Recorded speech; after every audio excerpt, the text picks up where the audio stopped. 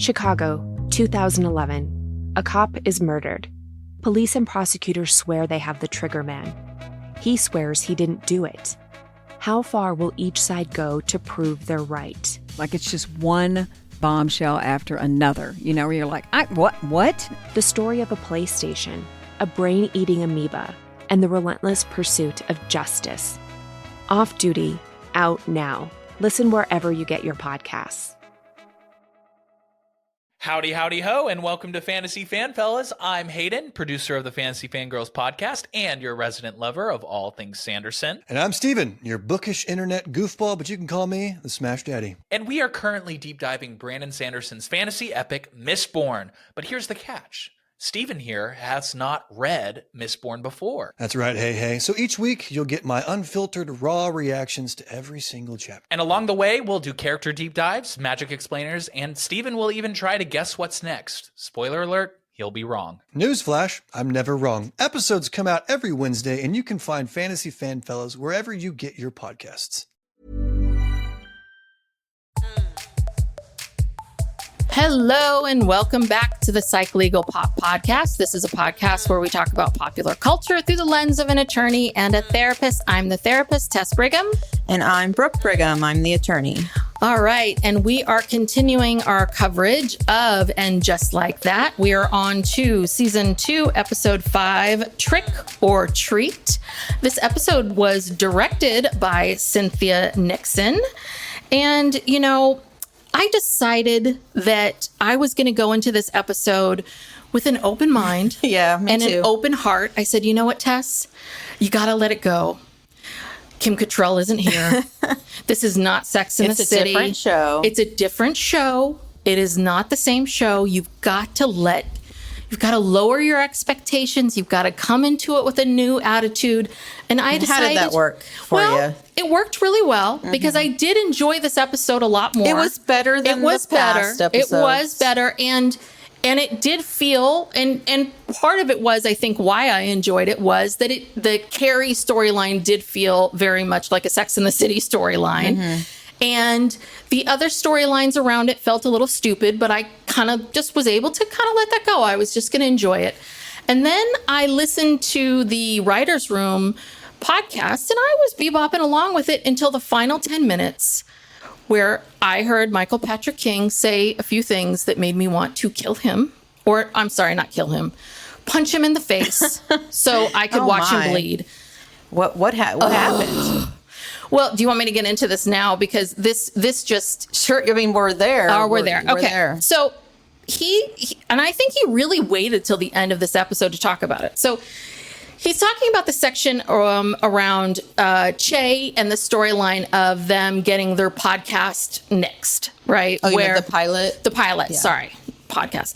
Getting the pilot nixed, where they're watching the people from Times Square talking about the pilot. And of course, their worst fears happen where they get someone else who is non-binary to talk about the pilot and how they painted the character of Che to be very one-dimensional, and all the things that Che had been telling the producers all along. That, Che's character was just this cartoonish figure, right? Mm-hmm. And the way I was listening to it on my way over here today because I was trying to remember his words, and it was just kind of the way, do you remember this?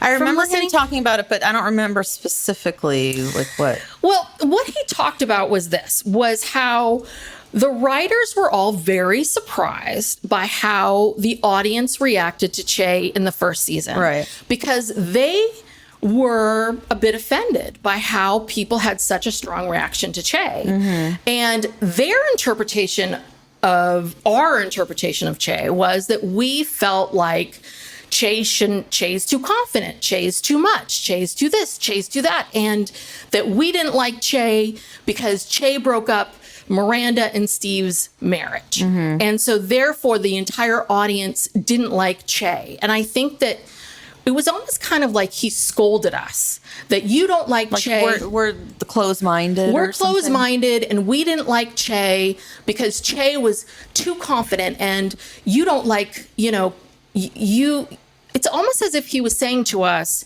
you're closed-minded and you think that, Che likes themselves too much and a non-binary person shouldn't like themselves so much. It was so bizarre. Yeah, because you could take the character of Che and put the same characteristics on anybody, man, woman, gay, straight, whatever, and that person would be annoying. Yes. The character is annoying. It's that, hey, how you doing? I'm Che. That sort of that goofy, like, caricature type. Yeah. That's what people are annoyed by. Well, because what Michael Patrick King was claiming was that people loved Che in the first episode, which is such a lie. That people thought Che was great. People loved Che in the first episode. People loved Che in the second episode and third episode. That it wasn't until Che fingered Miranda that people really started to hate Che. And that's not even true. That's not true. And that that they decided to write that scene of Che being faced with someone criticizing the pilot as a way of almost turning this mirror onto us, of like us having to see how hurtful that is, of an outsider criticizing this non-binary person. It's like, wait a second here, Michael Patrick King. Fuck you. Like, I don't need you to tell me or to scold me or to woke shame me or whatever's happening right now. I'm sorry, but Che was annoying for exactly what you're telling me. But I will tell you, I did not like Che because I thought the character of Che didn't make a lot of sense. It made no sense. It made no sense. I did not like Che because the character of Che was an oddly written character. For example, X, Y, and Me was the stupid name of a podcast. Smoking weed in a corporate elevator is dumb. No one's going to do that. All of these things, nobody walks in LA, I took an Uber from my bathroom to my bedroom is a hacky joke.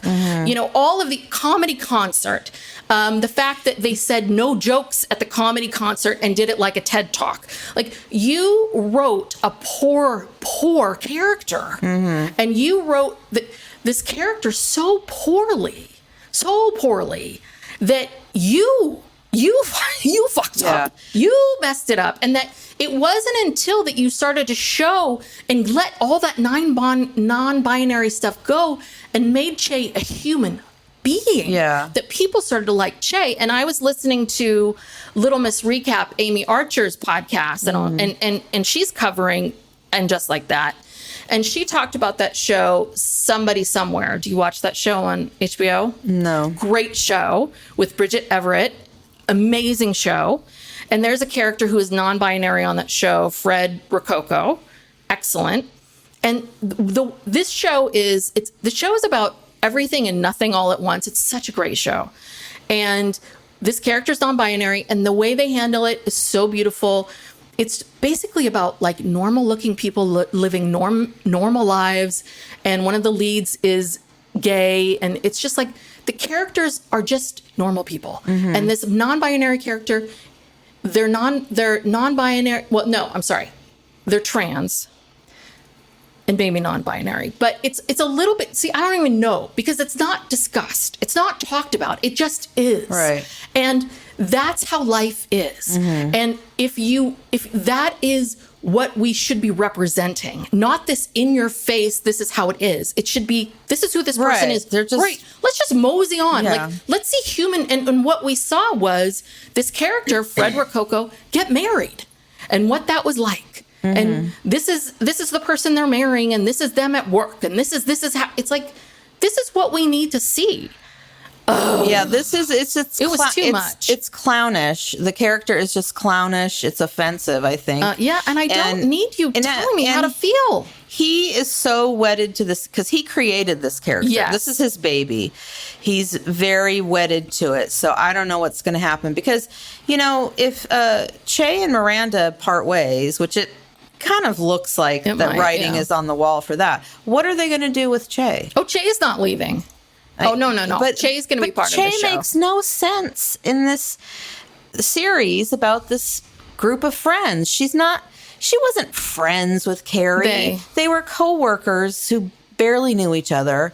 You know, and then she just hooks up with Miranda. She has no relationship to any of the other people on the show. So I don't know. I'm so tired of tired of it. But it's just so, you're so full of yourself that it was and they all are listening to him like, we all felt so misunderstood by the world, and how I just love how he speaks for everyone. Like, who is coming up to you, Michael Patrick King? Like, your little inner circle of people. Yeah, they're not going to disagree with you. You're their boss, or your little friends, your little industry friends, the gay mafia of New York, or Sarah Jessica Parker.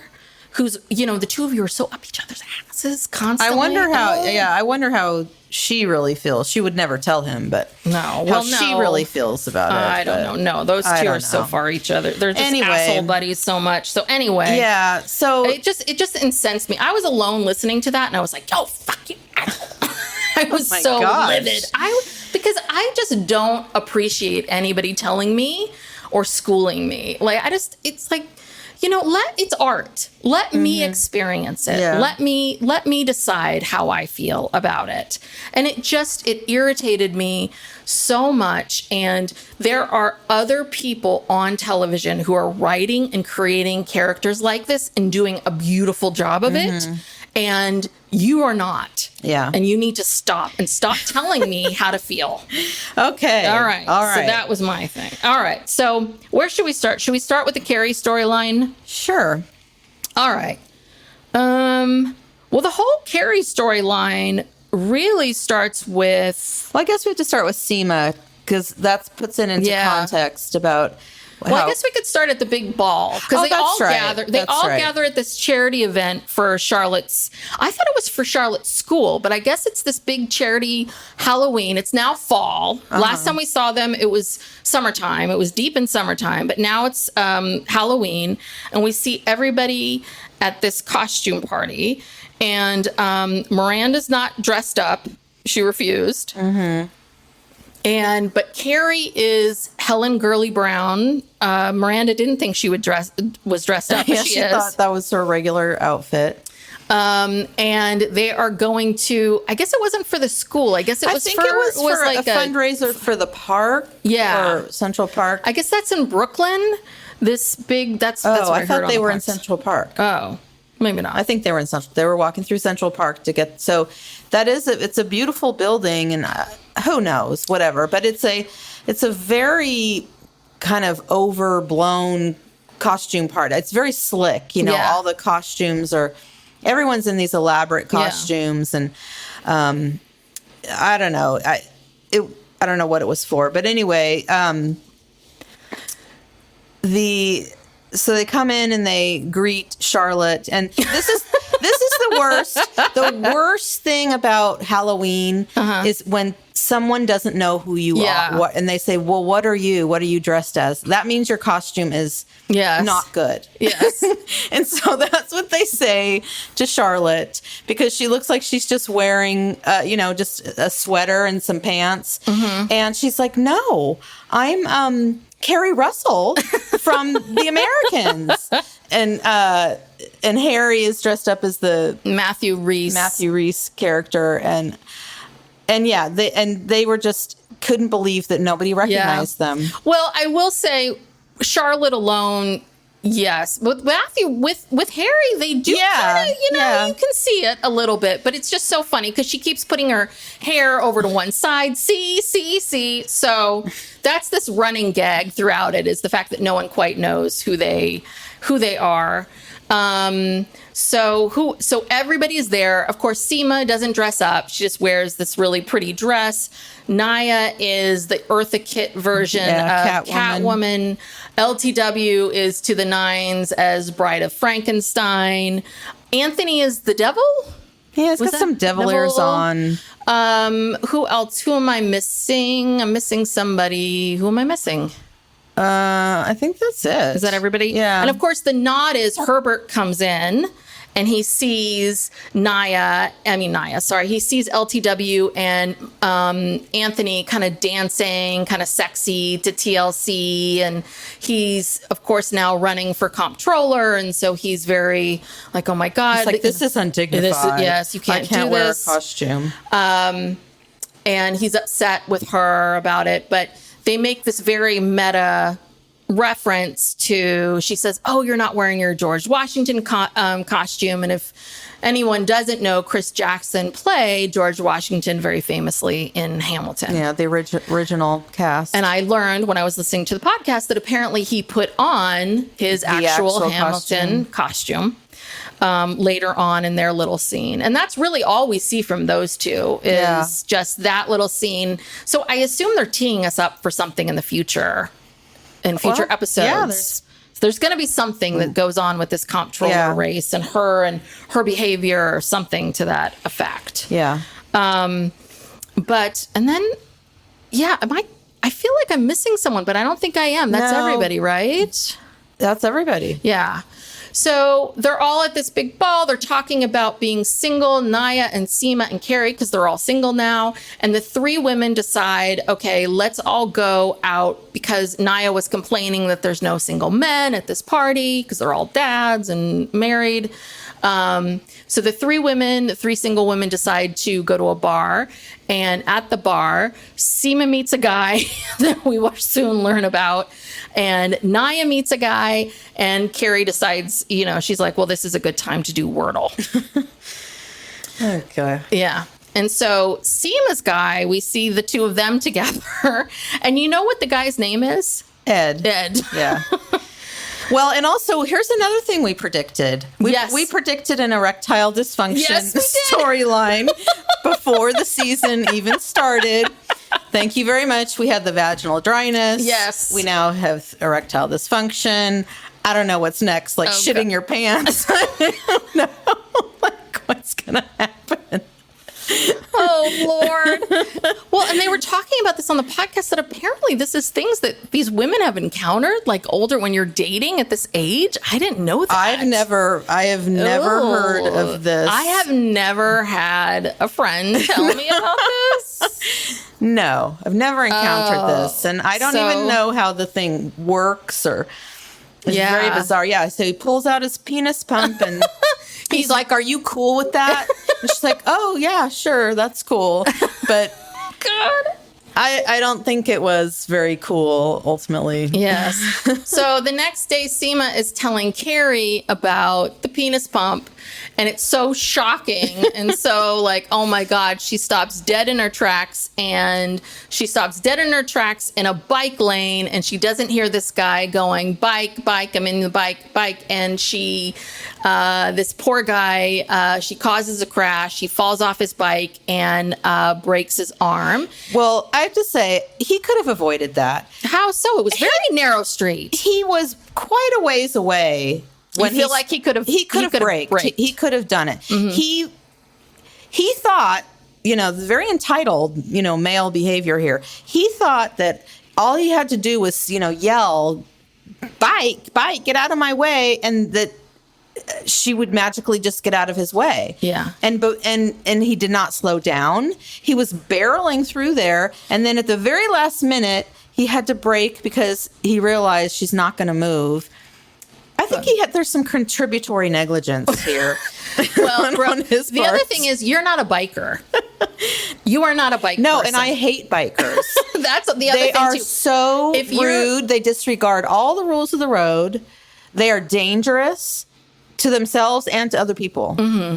You're not a bike person. No, I know that. No. If you want to ride a bike on a nice bike path that's like out of the way, but those are bike paths. Those are designated bike paths in New York. These are designated bike paths. Well, I am with you on the fact that bikers do run through a lot of red signs. They don't stop at stop signs. You are right, but those are designated for them.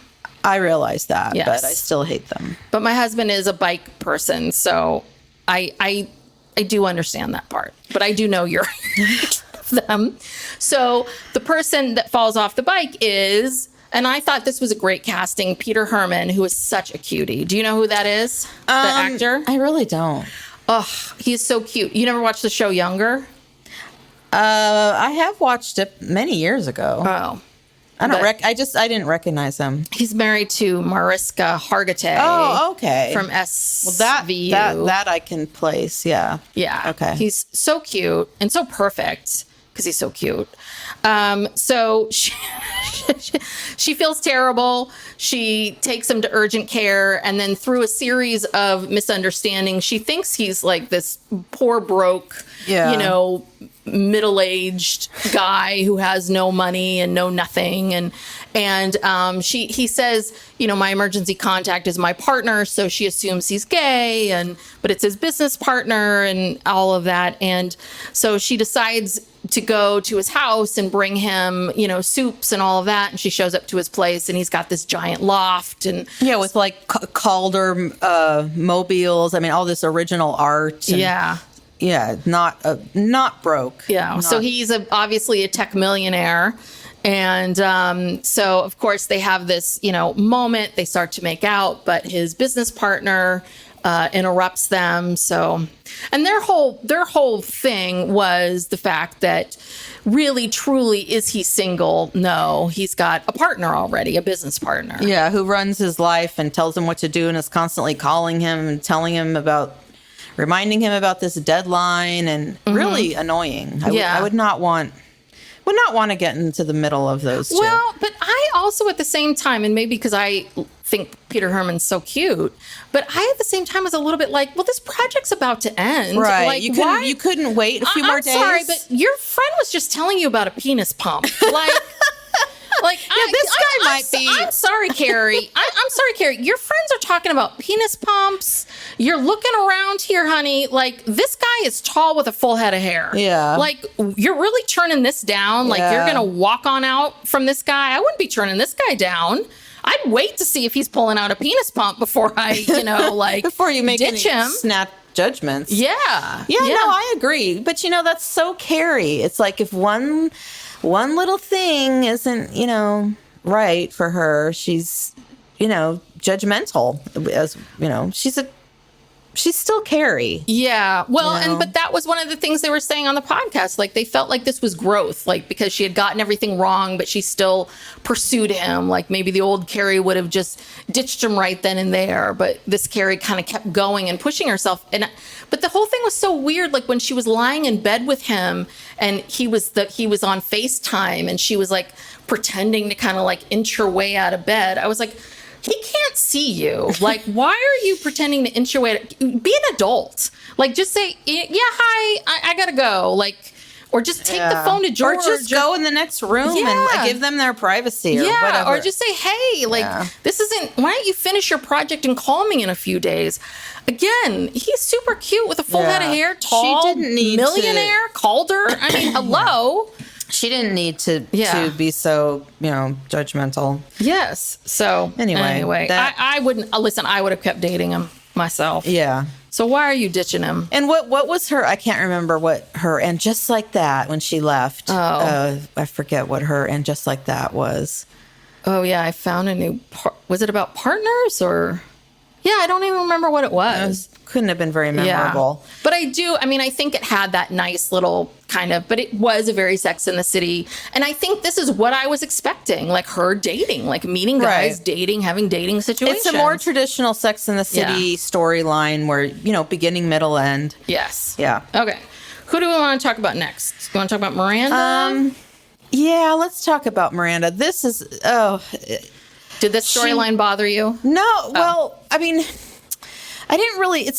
With her, it's not so much of a story.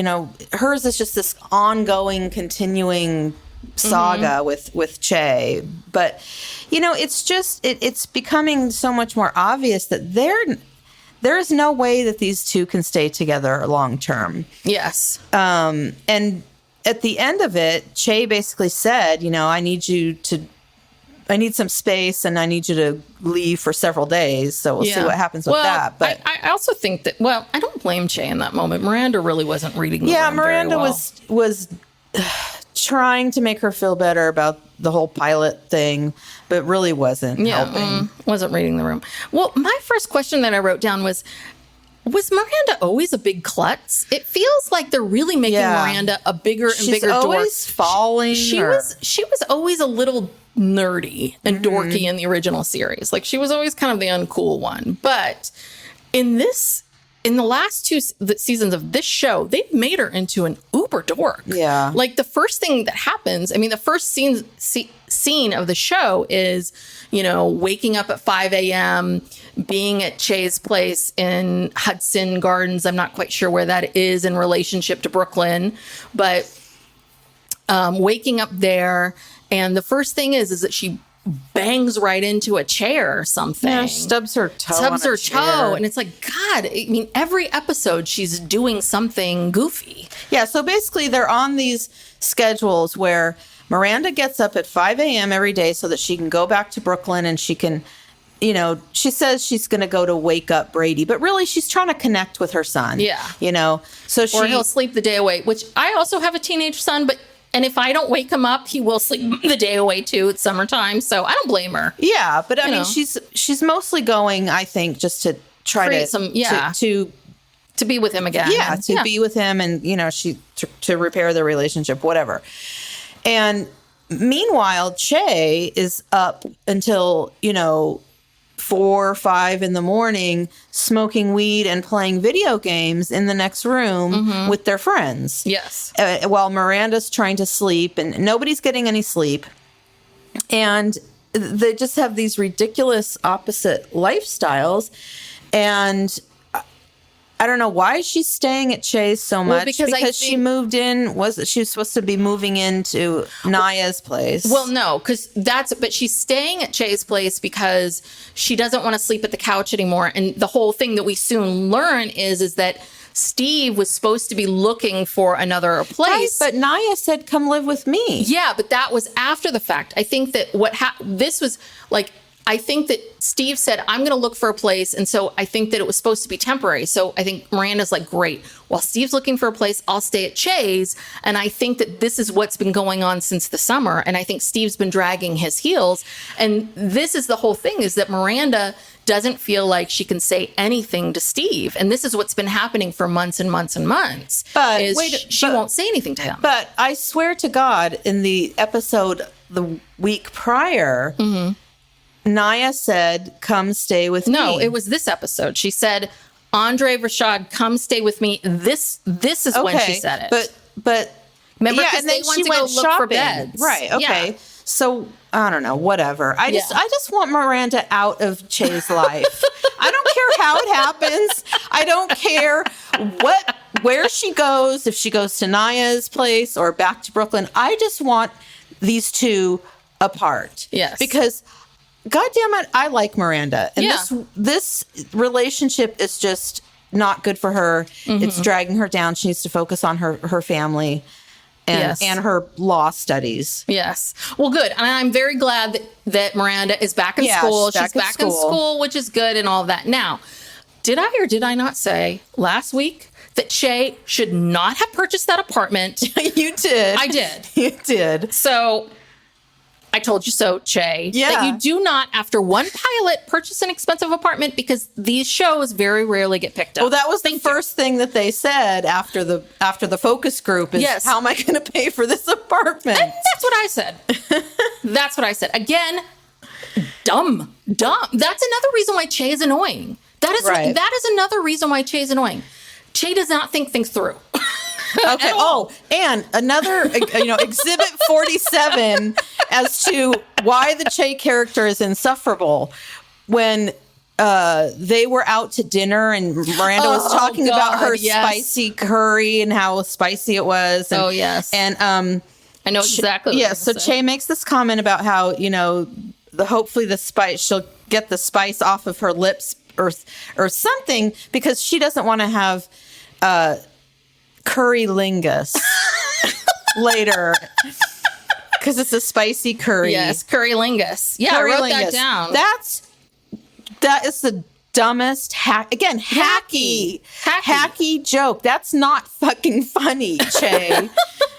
No, oh my God. But that's the thing is that's why, like, a good comedian would never make that joke, or they would make fun of themselves for making that joke. Yeah, it's almost like a dad joke. Yes, something. it's a dad joke.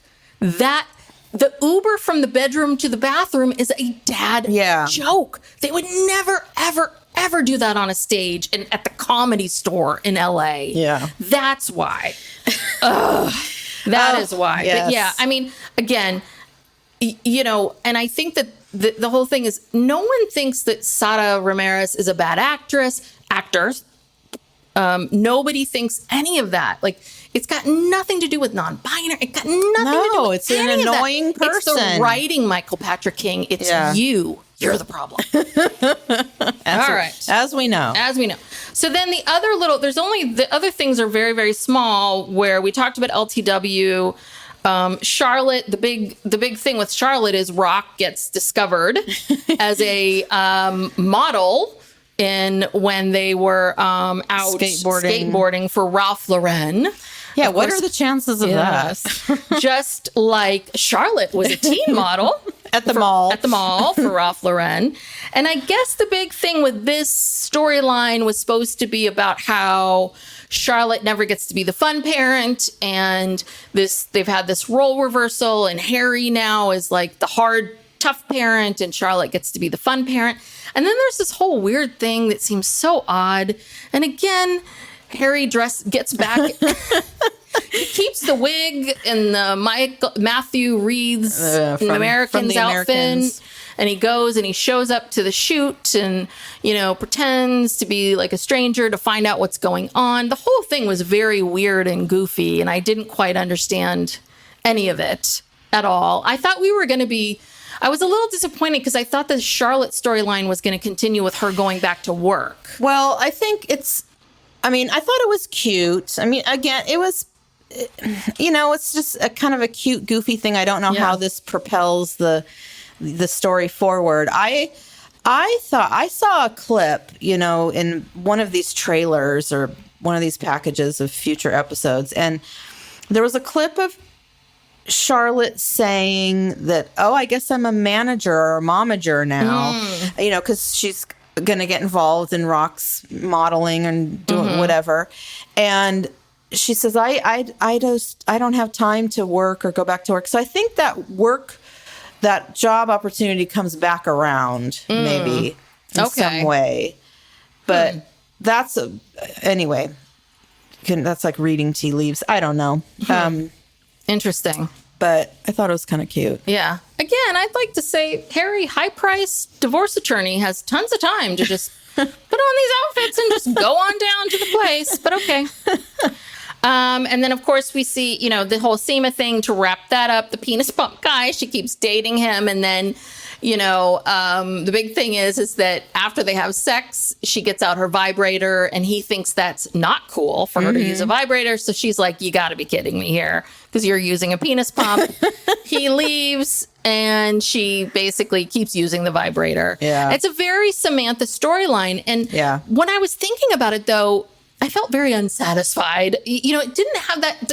And that's what I was trying to think about it. The actress, what's her name? Sharita. She's a great actress. Sarita Chowdhury. Yeah, she's a great actress, beautiful and talented. And it's nothing against her.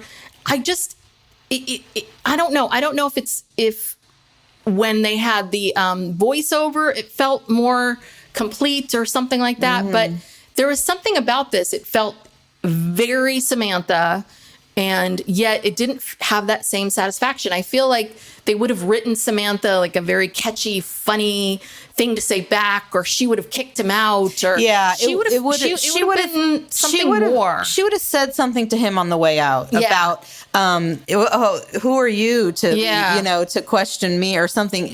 There was no like funny line to close it out. Yeah. She just was there with her vibrator, and I have to say fully clothed, which is, I think is odd that the man, Ed, is completely naked. Yeah. She is completely clothed.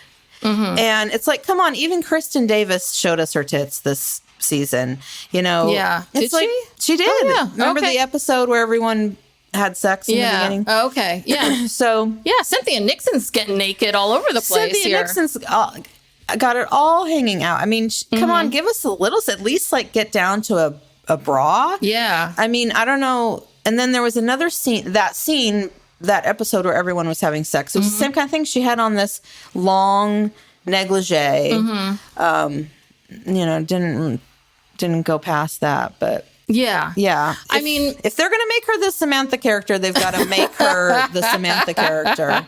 But I mean, even the other part of it, like, it was just Kim Cattrall, even if she was naked or not, she would have had, she would have had some speech. She would have had like she would have like shown him and been like, and it just doesn't have that same satisfaction. Yeah.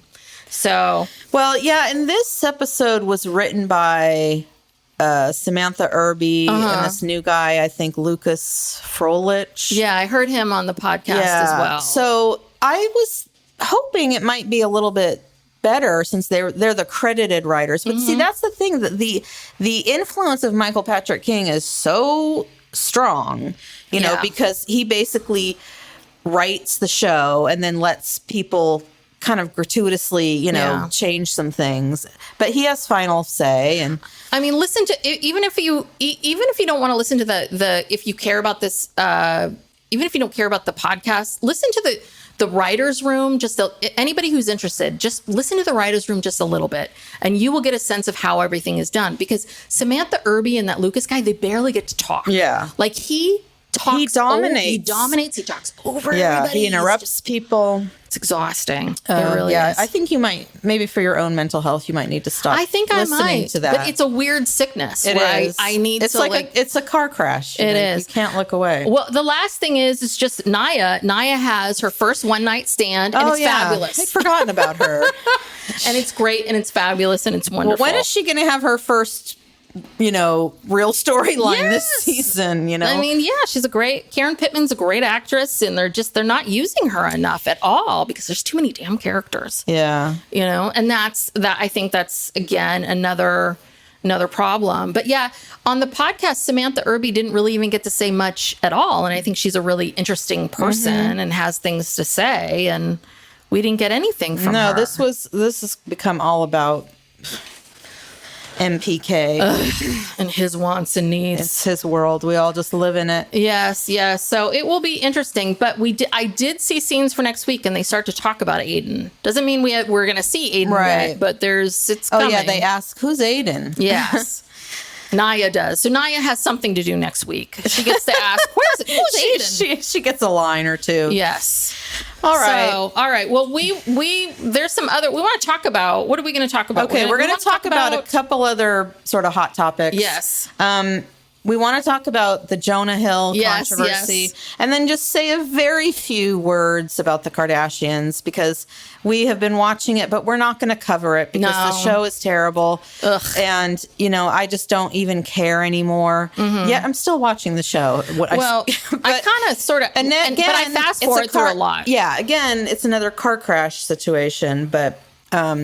Well, let's talk about Jonah Hill, because I've been, I went through and I was looking at all the text messages, but it's been a few days since I looked at it. You tell me, what do you think? Okay, so basically Jonah Hill has a ex-girlfriend. He actually just had a baby with his current girlfriend. Yeah. But this is the girlfriend before that. And she's a professional surfer. Her name's Sarah Brady. And so she has put him on blast. Yes, and she's put out a bunch of text messages that he sent to her while they were together. And basically it just reveals that he was very, very insecure. He did not want her, he was upset that she was posting photos of her in bikinis that he didn't like. They were too sexy. But hello, she's a professional surfer. Yeah. And all of these pictures, from my understanding, existed prior to them getting together, and was probably the reason for them getting together. I'm sure he saw her on something and went after her. And of course, the only reason she probably had anything to do with him is because he is Jonah Hill. Yes. Okay. So he's telling her not to talk to any this is so high school. He's Yeah. basically saying, I don't want you talking to any of these other surfers. I don't want you talking to any guys. I don't want you posting sexy pictures, blah, blah, blah. He says, I'm insecure, and he says, this is a boundary that I'm making, and I don't want you to, cross my boundary. And so basically he's using, and this is a guy who's had a lot of therapy. He made a whole documentary on Netflix about his therapy. Yes. So he's very familiar with all the therapy terms. Yes. And there's this guy who's on YouTube. He calls himself, I think, the pop psychologist. Oh, is this therapy with Jeff? Is this Jeff guy? Oh, okay. It's this guy. He's David Colarossi. Okay. And he... I watched something where he was talking about it, and he basically said that Jonah Hill is leveraging his knowledge of psychobabble to be dismissive of her and to weaponize it against her and make her feel like she's doing something wrong. And I don't know why this is so interesting, but what do you think? Yeah. Oh, yeah. I mean, and I see this all the time. It's always fascinating to me because I'll have clients come to me and say, well, my friend has come to me and said that they need me to do, and they'll list out these things, X, Y, and Z, very similar to this, where they'll tell me they need me to start doing, they need me to, I'm trying to think of an example. Here's an example where I had this client where she told me about a vacation she went on with a friend, and the friend was like, well, my boundaries are that, we need to eat at this time, or we need to do this at this way and this way and this way. And she kept using the word boundaries. These are my boundaries. These are this and that. And it's like, no, she's just being controlling. Right. Like, that's not a boundary. And that's what this guy was saying. And I had to tell my client, like, no, that's not a boundary. That's just her desire. Like, she just wants to eat at that time, but she's using words like boundaries and this and to that. make it feel like, oh, well, if I don't respect her boundaries, I'm a bad friend. Yes, I'm a bad person. I'm a bad friend. I'm a bad this. I'm a bad that. And this has been the flip side of what's happened in the last 15 plus years of the internet and all of the information. I mean, this has been what I found so fascinating is I went to grad school 20 years ago, and what's changed so much is that 20 years ago, before social media, you had to go to the library, you had to look up these terms, triggers and boundaries and narcissists. And all of these things. So people didn't use them so much. And when I would work with people, you had to kind of really educate people about words and phrases. And so they didn't use them so freely. And what's been so interesting is when I meet, especially in the last 10 years, is more and more people will come to you and they'll have all this knowledge and all this information about things. And what the work has changed so much. It's less about educating people. It's more about helping them like understand what things really mean, and also helping them almost tune out the white noise of everything that's out there. I'm like, don't listen to this. Don't listen to that. Don't worry about this. Don't worry about that. Get rid of this. It's almost like you have to teach people to stop paying attention to everything that's out there because there's too much. So yeah, people weaponize a lot of these things, or they hear it from one person, or they read some little article here and there, and they're like, oh, I know what boundaries are now, or oh, I know what narcissism is now. And it's very, very common. But boundaries aren't, boundaries aren't like, I don't like how you do this, so I want you to do this now. A boundary is essentially, it's an invisible line, and it's a way that and it's got nothing to do with what the other person is doing, actually. A boundary is not about what I want you to do. A boundary is about you. A boundary is about what you will accept. What you will accept. And it's a way of sort of silently telling people, this is how I want to be treated. So, for example, I'm trying to think of a good example. I'm trying to think of a good example.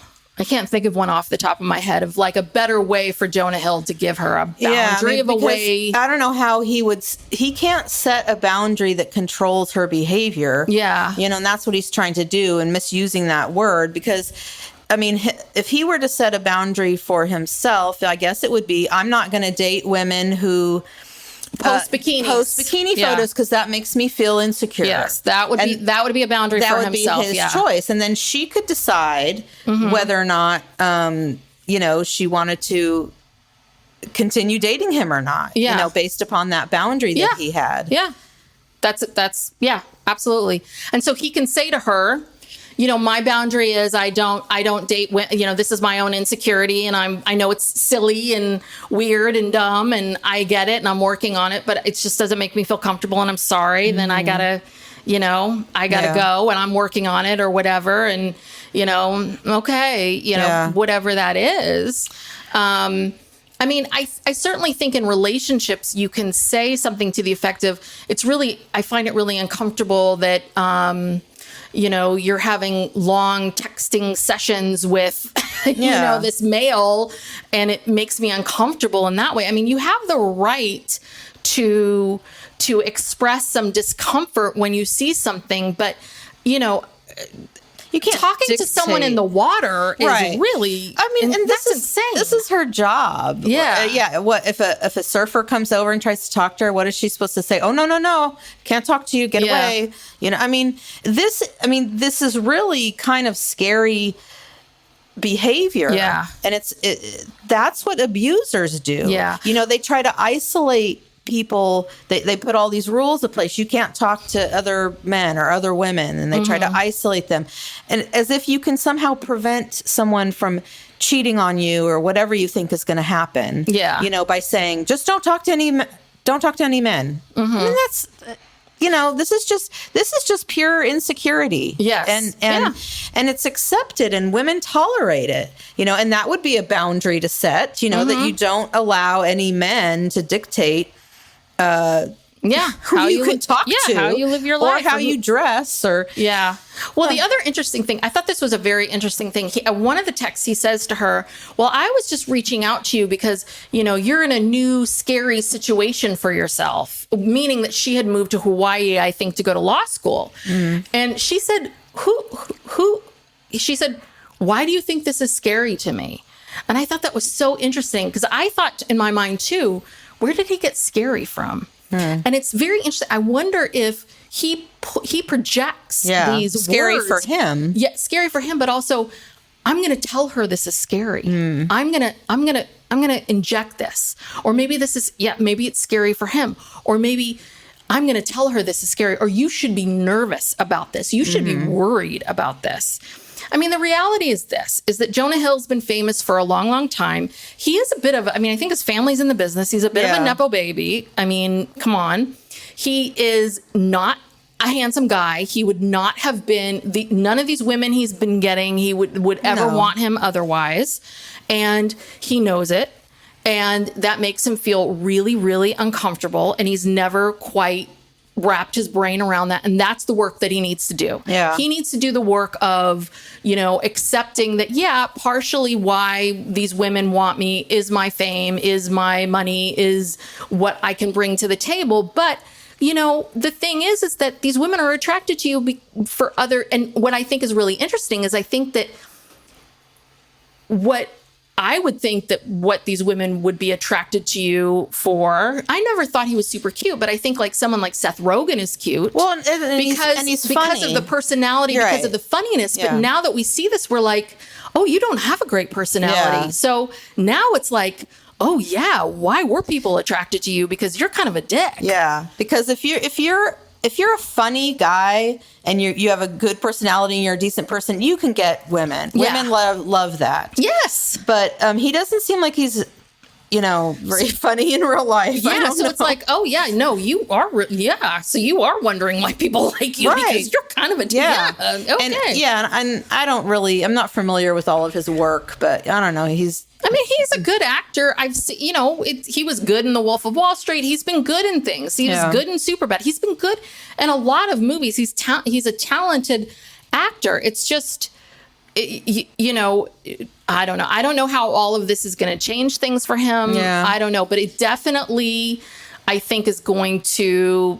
I think it's going to change things, because I think that it changes his image. For sure. And this guy, David Colarossi, he was saying that I guess he saw all the text messages, and he said that some of these text messages were like 7 paragraphs long. Oh my God. And he said the energy of them was just really not good. It's like, hello, pick up a phone, people. I know. You know what, people? I'm going to give you some advice. Some legal advice. Some legal advice, because I work in, I do litigation, and when when you file a lawsuit and texts and emails start coming out, I mean, you really have to text and email as if someday that's going to be in a courtroom. It could be published somewhere, whatever. If you're going to say anything sensitive, pick up the phone. You really, it's the worst. But yeah, and anyway. you shouldn't. But and the other thing is too, and I say this to couples that I work with too, which is when you're in a couple, you should be texting things like, "Hey, when are you going to get home? Pick up milk." Yeah. What's the traffic like? I'm on the 101. Like, you should not be texting things like, how dare you do that to me? And fuck you. And blah, blah, blah, blah. You should not be texting, because text messages, I know we have emojis. They never go away. But they never go away. You cannot convey what's really happening and how you feel, and conversations and subtext and all of that. You need to do it. You need to do it in person, but at the very least, try to do it over the phone. Yeah. Or maybe Zoom. Okay? Yeah. So don't do these things over text. Yeah. Okay. So, good luck to Jonah Hill.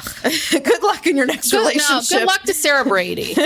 I hope you heal from this and you find someone that really loves you and appreciates you. There you go. All right. So, the Kardashians. I am just growing very weary of the show. Is just getting more and more produced. Yes. I think this season is more produced than the last season, which was more produced than the last season. I mean, I don't feel like any of this is very real. I mean, where are Kylie and Kendall? I don't really care, but I don't care where any of them are. I don't care where any of them really is. They're barely there. Well, because I don't think they don't have anything going on in their lives that's, like Kendall and Kylie went out and rode horses together. Kendall taught her how to drive. We haven't seen them since. That was the first 2 episodes. Yeah. We're on episode 8 now. This is the kind of stuff that this is all they can offer. Okay. So it's basically like the Kim show. Yeah. And Kourtney and Khloe it's the same sister dynamic. It's the same as it always has been. And then Kris is kind of in the middle of all of it. But there was this one in several episodes this season. There have been these scenes where Kris comes over to Kim's house or goes over to Khloe's house, whatever, and sits there and tells them how great they are for 5 minutes. Yes. And it's like, okay, she's trying to do this PR for them and, rehabilitate their image and it's like, this is so dumb. It's just boring. Yes. Well, so yeah, the first couple episodes were boring, and then I want to talk about this whole Kourtney Kim wedding thing. Okay, first off, the whole fight is a really dumb fight in general, but you see in the first couple episodes where Kim and Kris are talking about this opportunity that Kim got to creative direct the Dolce & Gabbana show, right? And it's for the fall. So this is the fall of last year. And Kourtney got married in the spring of last year, and she wore a bunch of Dolce & Gabbana 90s retro outfits. And everybody did, all the sisters and everyone was dressed in this vintage, I guess 90s is vintage now. And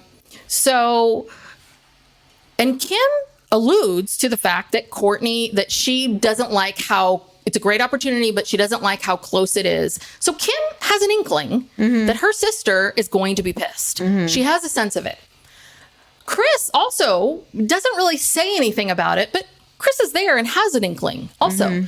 Now, Kris manages, these are both her daughters, and she manages both of them. So she also has this inkling. Now, in this moment in time of being a good manager, a good mother, and good communication, you would think to yourself, why not go talk to Kourtney?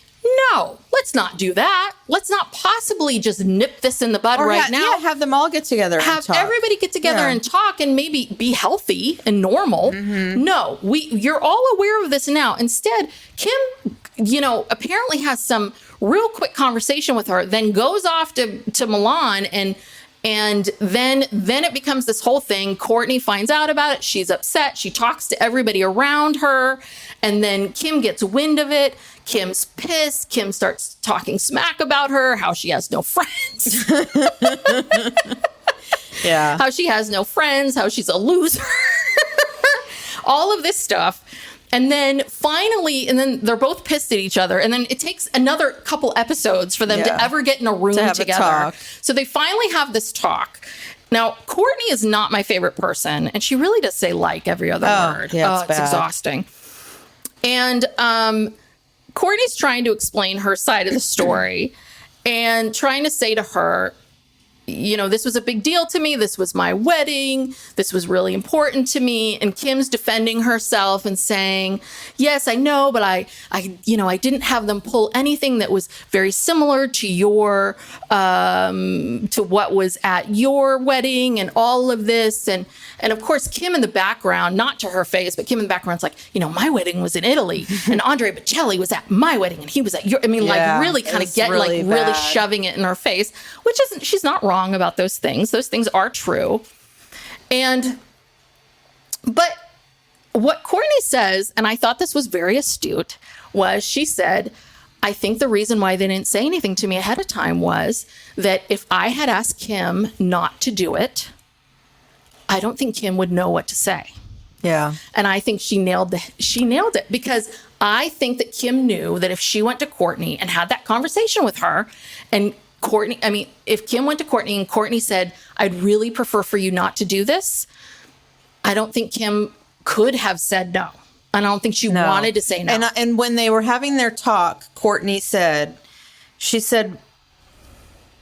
in general, talking about Kim and the way that she, not only the way she handled this, but kind of the way she handles everything. She said something like, I really think you need to take a look at yourself and ask yourself, when do you have enough? Or when is it enough? Which is basically saying, like, you will do anything for exposure, to make a buck, to whatever, even if it hurts somebody like your sister. Yeah. And I don't know if that was really registering with Kim, because she didn't respond to it, or at least not in the editing. But yeah, I think, because this goes back to when they were fighting about how Kourtney didn't want to work as much and she wanted to spend more time with her kids. And she was trying to set boundaries and saying, I am not going to work all these crazy hours and do all this stuff like you guys want to do. I'm going to come in at this time and I'm going to leave at this time. And that pissed Kim off. And that was when they got in that physical altercation. And so, and Kim's like, what's wrong with everybody? They don't want to fucking work, and they're so at odds. And I just think that Kourtney can't stand Kim's essence and and vice versa. Yeah. They're like oil and water. Yeah. Yeah. And from what I've heard, I don't really think they are very close. No. They don't spend much time together. Chloe just sort of goes back and forth between them. So, but I think they see things so differently. I think they see they see things radically differently. But to me, the person that I blame the most is I blame Chris. Yeah. Like, I would just like to say, when I worked in Hollywood, I worked with a manager. I was a junior manager myself, and that is management 101. Is you have clients, they may there may be conflicts of interest at times, and you as the manager, your job is to manage those things. And you knew you had this problem, and Chris acted like she was just like hello, you're taking 10-15% from both of these people. Like, you're not going to do jack shit for either of these people. You needed to get in there and negotiate, talk, have a conversation, work with Dolce & Gabbana, talk to Kim about it, talk to Kourtney about it. I find it hard to believe that Dolce & Gabbana, if Kim had gone to them and said, listen, this is my sister. This is our relationship. Yeah. Can we do this next year? Yeah. Can we just please let me do this next year? Because I do think that Kim really wanted to do this. I do think, because Kourtney was acting like this was a money grab, and I don't think it was so much a money grab. I do think based on Kim's what she does and who she is, I do think this was something that was important to her. I don't think it was like she's got this new energy drink out. I think that's a money grab. Yeah. I think her slapping her name, it was credibility. Yeah. I think her slapping her name on a product is a money grab. I think her, creative directing for a major house in Europe, fashion week, I think that's a big friggin' deal. And I get why she wanted to do it. So I do understand that, and I understand her position in that. So a good manager would have thought about both clients and how do I make both my clients happy and how do I make peace with all of this, as opposed to just burying my head in the sand and hoping it all works out. And then Kris has done nothing. I'm like, what are you doing for your 10, 15, I don't know, 10 or 15%. What are you doing for your money, Kris? Yeah. And instead, you're absolutely right. Every scene with Kris, I fast forward through a lot of them. Every scene with Kris is either her like, I want to see how my brain is doing, so I'm going to go get a scan. Or it's like, oh, Khloe, you just take care of everybody. You're so giving. You're such a loving mother. Oh, Kim, you just do so much. Oh, Kourtney, you are so wonderful. It's like, shut up and do your job. Oh, chef, make a cup of tea for Scott. I know. Oh, do. She is just the princess. I mean, I love that when she opens this little door and she's like, chef, can you make some tea for? I mean, she just has a chef just standing by waiting for if someone wants to. Does the chef have a goddamn name? Does this person have a name? I don't know. Just chef. Chef. And Kris is becoming kind of a weird person. I think all of this has gone to her head quite a bit. I mean, I don't know. And she's starting to look like Michael Jackson. I'm serious. She needs to stop with the plastic surgery. She's seriously like she's getting the Michael Jackson nose. And I have to look at it. Yeah, it's such a strange life they have. Yeah. It's such a strange family. It's such a strange way that they all came to be where they are now. It's just weird. Yeah.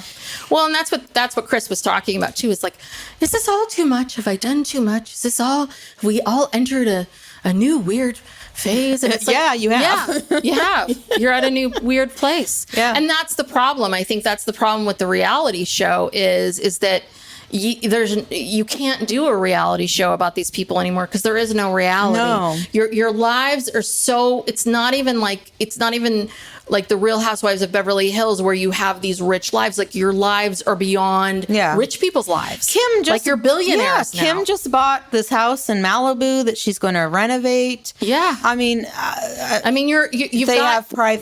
have their own private jets. I mean, these people, you're billionaires now. Like you're not even a regular multimillionaire, famous person following you around kind of thing. You're now billionaires that have so much goddamn money you don't even know what to do with billionaires. So it isn't. And I really think they need to just let the show go. The show, I mean, what's the point anymore? But I think it still drives their products.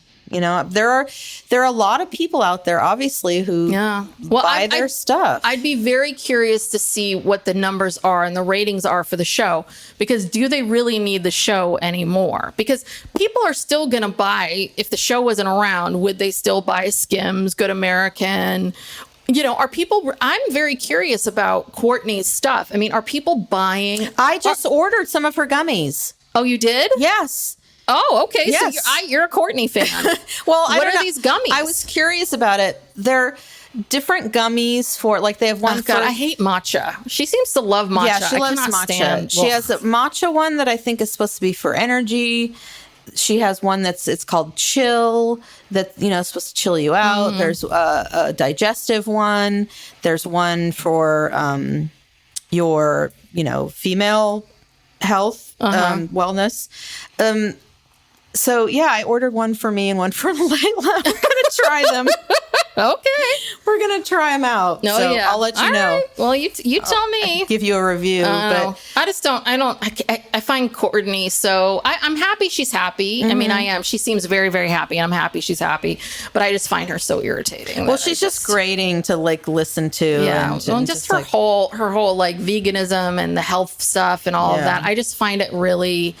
I just find it all so irritating and shoved in my face way too much that I just don't. I don't care. Yeah.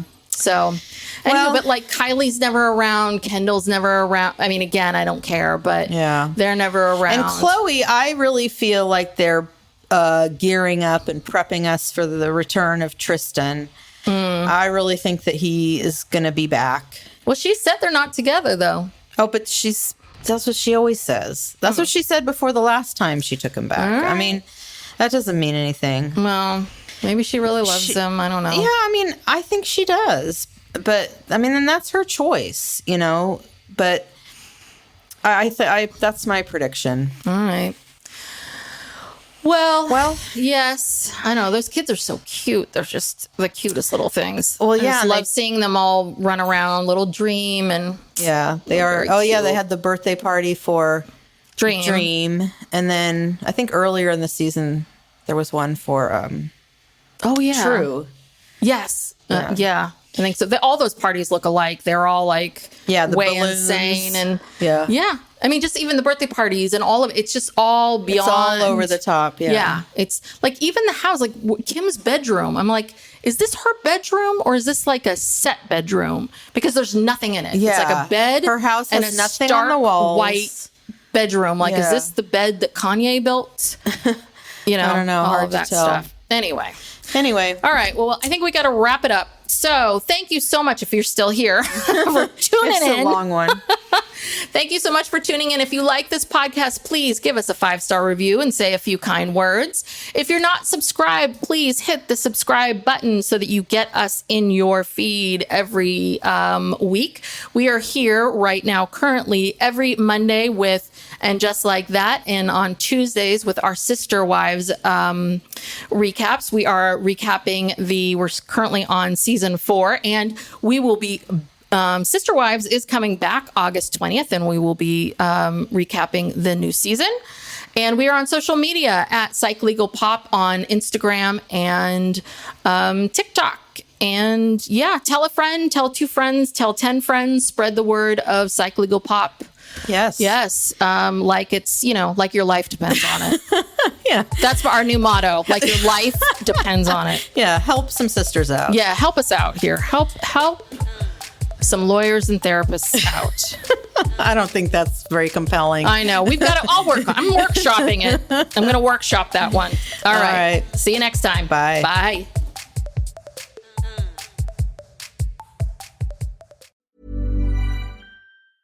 Howdy, howdy, ho, and welcome to Fantasy Fan Fellas. I'm Hayden, producer of the Fantasy Fangirls podcast and your resident lover of all things Sanderson. And I'm Steven, your bookish internet goofball, but you can call me the Smash Daddy. And we are currently deep diving Brandon Sanderson's fantasy epic, Mistborn. But here's the catch. Steven here has not read Mistborn before. That's right, hey. So each week, you'll get my unfiltered, raw reactions to every single chapter. And along the way, we'll do character deep dives, magic explainers, and Steven will even try to guess what's next. Spoiler alert, he'll be wrong. Newsflash, I'm never wrong. Episodes come out every Wednesday, and you can find Fantasy Fan Fellas wherever you get your podcasts.